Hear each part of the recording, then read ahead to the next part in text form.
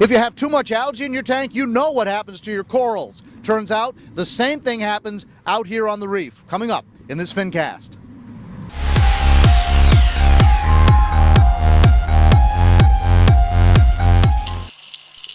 It may not look like it, but there's something missing from these beautiful reefs off the Florida coast, and most of the reefs like them along the Atlantic coast from Bermuda all the way south to the Panama Canal.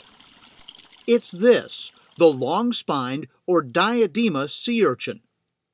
Famed researcher and aquarium hobbyist Martin Moe is a leading expert on urchins. We lost the Diadema big time. In 1983, there was a plague that hit only one organism, the Diadema sea urchin, and it started at the mouth of the Panama Canal. It swept through the Caribbean, through the Bahamas, through Florida, all the way up to Bermuda in the space of 13 months. The urchins were thick on the reef, with densities as high as 1 to 4 per square meter off the Florida coast, and higher in other parts of the Caribbean. Experts thought the urchins would make a rapid comeback. They were wrong. And we thought, oh, they'll come back pretty soon because they're extremely fecund. A female Diadema can put out 15 to 20 million eggs, but that didn't happen. The macroalgae overtook the reef so fast that it eliminated the settlement areas where coral and Diadema could settle. And so as a result, the Diadema have not come back yet, especially here in Florida.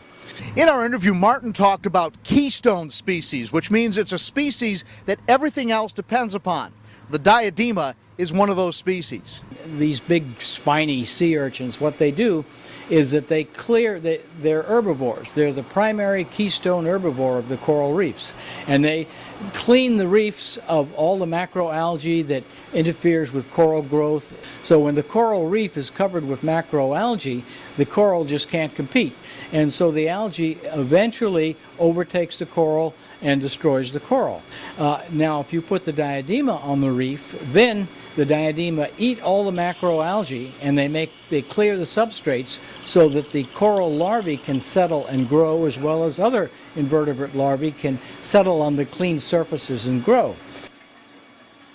So Martin is leading the charge to spawn and grow the urchins in captivity, with the hope that tank-raised urchins can jumpstart the population. This is the unit you have developed in order to raise these Diadema in captivity. How does it work? Well, yeah, this thing took like 4 years to develop through experimentation. This is probably the 14th iteration of this particular device. It is a culture vessel that keeps the Diadema larvae in suspension. All urchins, it seems, are not created equal. The Diadema take longer to develop. Most sea urchin larvae, within 15 to 25 days, they have gone through their larval period and they have become a juvenile.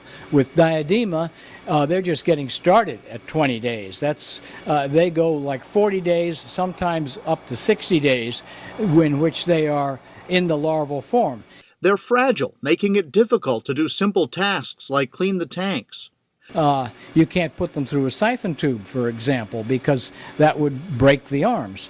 This guy, or this girl, actually, I know that it's a girl because it spawned, was spawned on May the 6th, 2009. Despite those and numerous other challenges, Martin Moe is making progress. In 2009, he started with a spawn of 10,000 eggs and nurtured 100 Diadema all the way to adulthood. Well, this one is named Ursula. And the other one, the male, I think, is Junior, and the other female over there is Matilda. I did make a mistake one day, and I wound up with one spine through my finger completely. I only did that once. Are those venomous or just? They are. Well, they do have a toxin on them. It's kind of like a bee sting. Martin, or Skip as his friends call him, has given away many of those Diadema to other researchers so they can further what we know about these important creatures.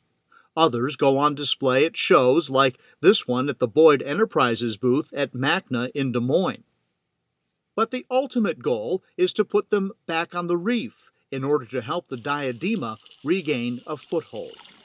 And if we can raise them in enough numbers, then we can create coral reef laboratories, I like to call them, where we select a portion of the coral reef and we keep it artificially maintained with enough diadema to perform the historical ecological function, and they'll be close enough together so that when they spawn, they can actually produce viable larvae. Until they can, Martin continues to refine his own techniques and the perfect conditions to raise diadema in captivity, while organizations such as Moe Marine Laboratories are taking his findings and trying to move into a more advanced phase of large-scale production. Each attempt bringing this keystone species that much closer to returning a missing piece of our beloved reefs.